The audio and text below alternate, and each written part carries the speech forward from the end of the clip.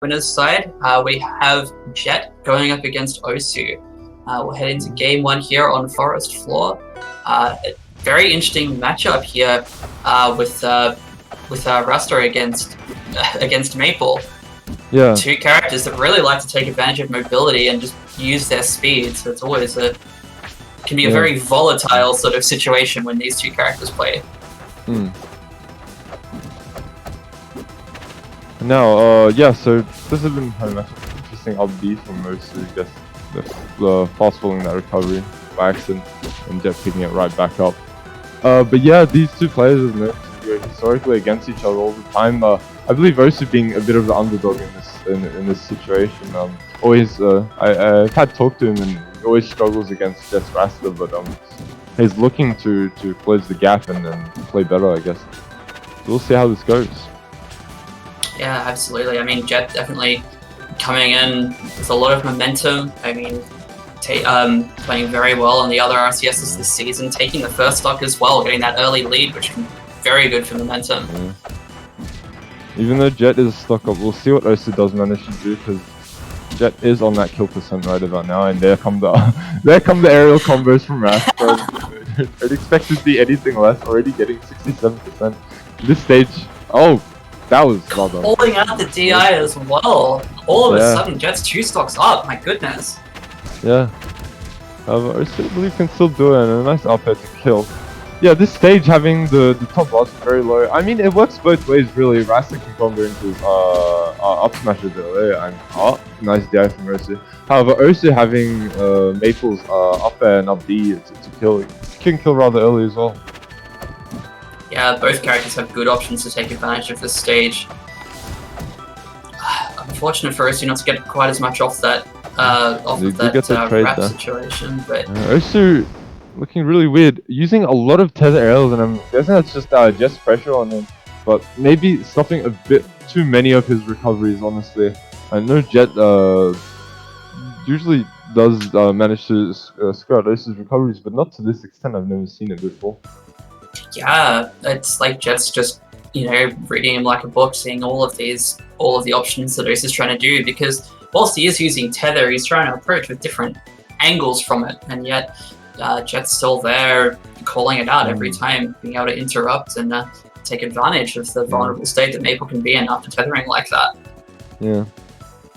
And with Rasta, I want to say against Maple, it really can contest the speed that Maple has with the slipstream, because slipstream's such a pain to deal with, because put it on the ground or in the air and Rasta gets this crazy speed increase.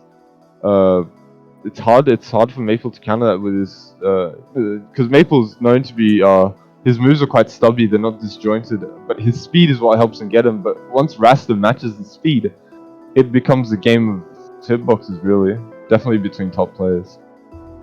Yeah, for sure. We'll take this chance to jump into game 2 here. We're heading over to Frozen Fortress.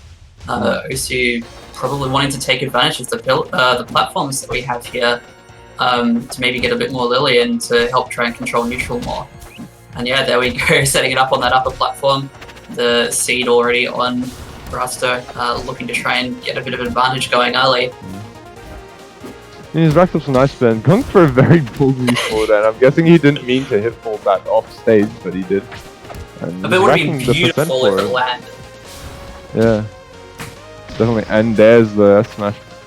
Once Rasta's got you up that high, F smash, up smash doesn't matter. You're dead, because just such a strong move, especially on a lightweight like Maple.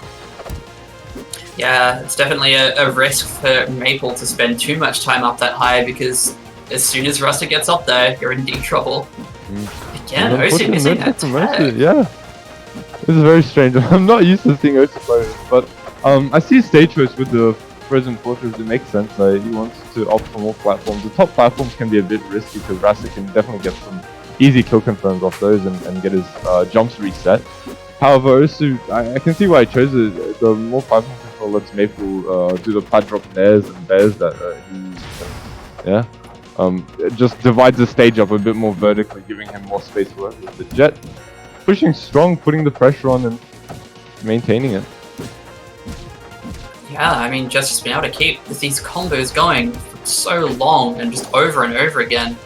I mean, you know, once again, we're just seeing a situation where OSU's not really able to breathe, and not able to sort of get anything that he's looking for to sort of set up neutral to his advantage. They're getting the parry on the slipstream. Maybe we'll be able to see an opportunity here for OSU to sort of bring this back a little bit. And some nice drift DI out there to survive that. Gets a nice jab to slide read. That was Jet trying to survive for his life, and he could have made it. I think his DI was rather good, but quite unfortunate that he did die off there.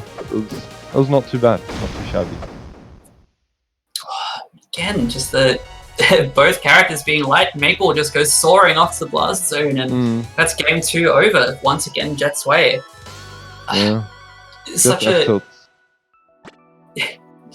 just F tilts, and then you're comboed for 50%, and then you're dead.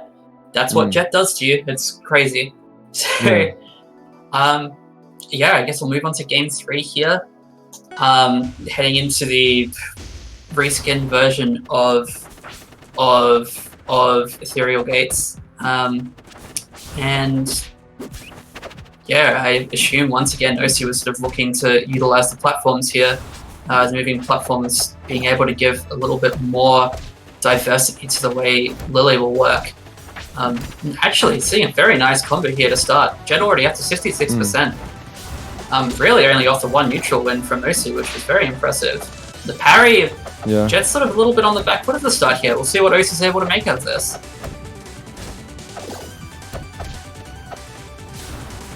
So Master getting up to quite high percent.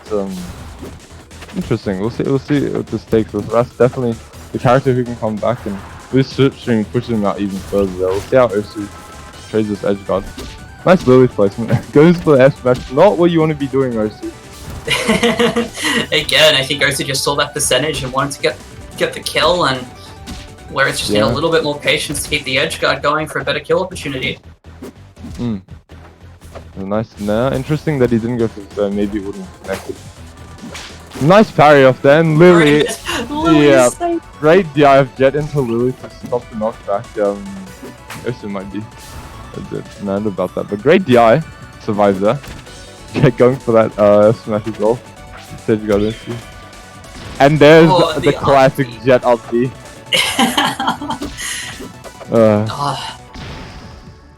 Alright. I was just about to say that it's going to be... I was literally opening my mouth to comment that it's going to be hard for Maple to sort of get too much here because of how high percent Rasta was, but I mean, I guess up tilt will just do all he needed. We're moving on to the second stock for both players. Certainly looking a lot more even this game. OSU being able to do a lot better job in neutral to sort of keep control, a lot more evenly split between the two of them. And again, the parry of the slipstream. That OSU wouldn't be able to do the games prior to this. We're watching him take advantage of that and keeping the pressure on Rasta and these prolonged edge guards, both stocks so far. For sure.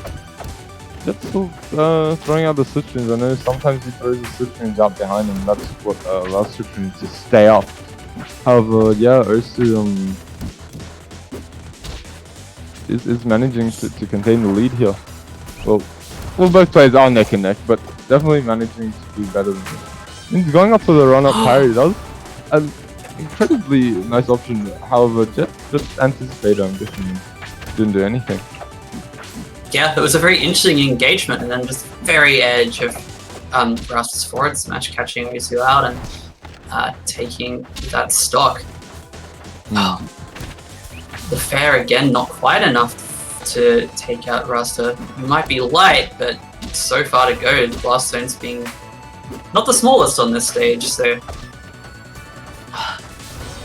just would love to see OSU being a little bit more patient here. There's a couple of these down smashes coming out to try and catch out Jet's DI, but Jet's just not having any of it. He's not going to get called out by that, and the up B takes it again, and that's game 3. Classic and Jet. the set over. Typical Jet fashion, taking it out that way.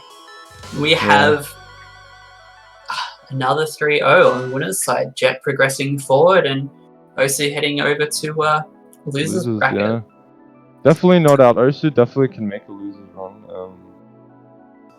Absolutely. Let's go. So yeah, that's our winners semi-finals over. SNC progressing forward 3-0 and Jet progressing forward 3-0. And I mean, I guess what can you expect with these two titans of players that have been dominating Australia's scene for quite a while now? Yeah, they're always